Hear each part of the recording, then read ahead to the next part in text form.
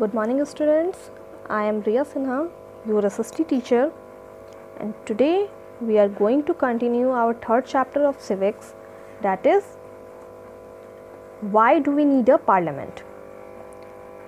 Till now in this chapter we have already discussed about parliament, what is the meaning of parliament, why should people decide in democratic form of government, what is the need of representatives, and how we used to elect our representative, how do we choose our representative. And now in the previous class we have discussed about national parties and state parties also, and we were started the role of the parliament, in which we have completed our first function of the parliament, that is to select the national government. In that function we discussed about Lok Sabha and the Rajya Sabha. Today we will discuss another function of the parliament, that is to control, guide and inform the government. The parliament, while in session, begins with a question hour. The question hour is an important mechanism through which MPs can elicit information about the working of the government. This is a very important way through which the parliament controls the executive. Obviously, if you are responsible for something and you are trying to do your work, whether it is correct or not, it can't be judged. If someone asks different types of questions to you related to that particular responsibility, then you will be able to know that where you are lacking. That's the thing only. By asking questions, the government is alerted to its shortcomings and also comes to know the opinions of the people through their representatives in the parliament, that is the MPs. Asking questions of the government is a crucial task for every MP, because obviously if it belongs, if that particular MP belongs to the opposition party, then it always tries to criticize the work of the ruling party. The opposition parties play a critical role in the healthy functioning of a democracy. They highlight drawbacks in various policies and programs of the government and mobilize popular support for their own policies. So, second function of the parliament is to control, guide and inform the government. By asking questions, as the opposition party, its crucial role is to highlight all the drawbacks of various policies and programs of the government. The government gets valuable feedback and is kept on its toes by questions asked by the MPs. In addition, in all matters dealing with finances, the parliament's approval is crucial for the government.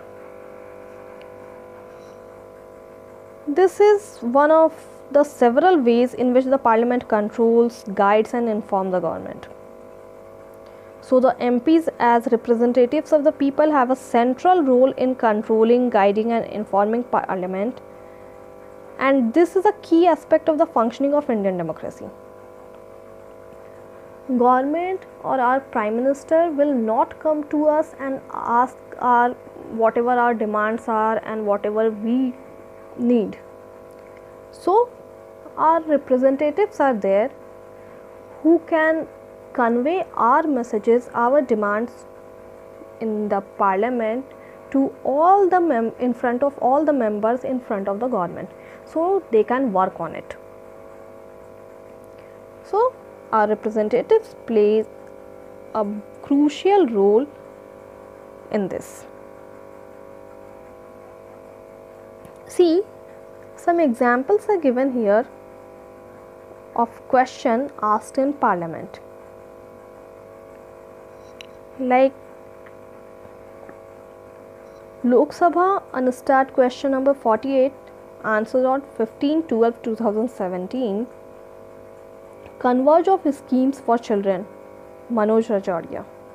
Will the Minister of Women and Child Development be pleased to state whether the government proposes to converge various schemes and policies for children in the country? If so, the details thereof, and if not, the reason therefore. So, see the answer.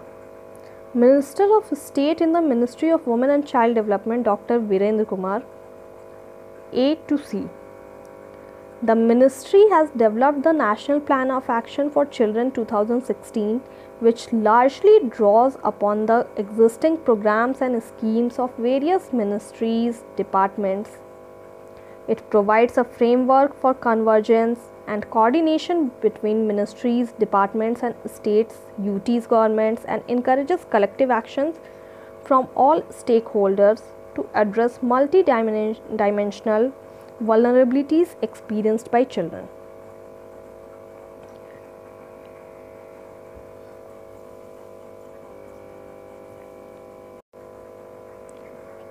Through these things, through these type of question and answers which are given in an example, it is shown that what kind of questions used to ask in the parliament, what kind of questions raised by the representatives or our MPs, and how they used to deal with it. Okay, now come to the next function of our parliament. Third number, lawmaking. First, we have discussed to select the national government. Second is to control, guide and inform the government. And third is lawmaking. So, lawmaking is a significant function of parliament.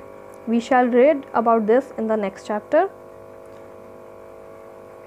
How our parliament used to make laws, what are the functions of legislature. All these things we will deal in detail in the next chapter. So come to the next topic. Who are the people in parliament? Who belongs to the parliament? Who are the people through which this parliament run? Parliament now has more and more people from different backgrounds. For example, there are more rural members as also members from many regional parties. Groups and peoples that were till now unrepresented are beginning to get elected to parliament. So, there are also been an increase in political participation from the Dalits and backward classes.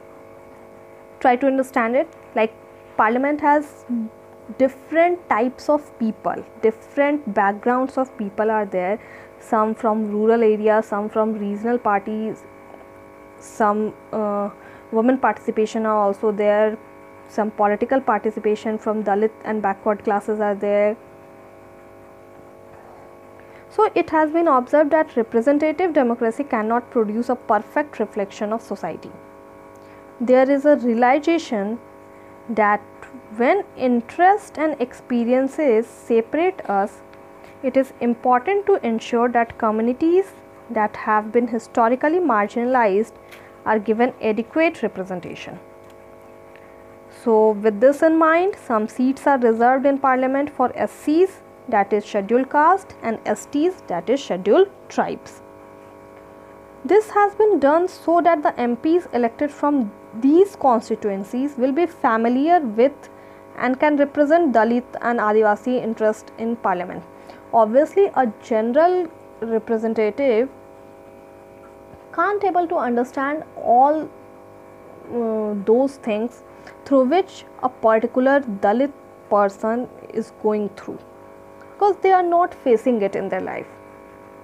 But those who are facing it in their life also, they used to understand that sorrow very well. So for that purpose only, we used to consider SCs and STs MPs also. Similarly, it has more recently been suggested that there should be reservation of seats for women, that we were talking about. This issue is still being debated. 60 years ago, only 4% of MPs were women, and today it is just above 11%. So this is a small share when you consider the fact that half the population are women. But still, it is increasing day by day. The thing is that, positive thing is that, it is issues of this kind that force the country to ask certain difficult and often unresolved questions about whether our democratic system is representative enough. The fact that we can ask these questions and are working towards answers is a reflection of the strength and the faith that people in India have in a democratic form of government. So now we have completed our explanation of the chapter. We will do its keywords and exercises,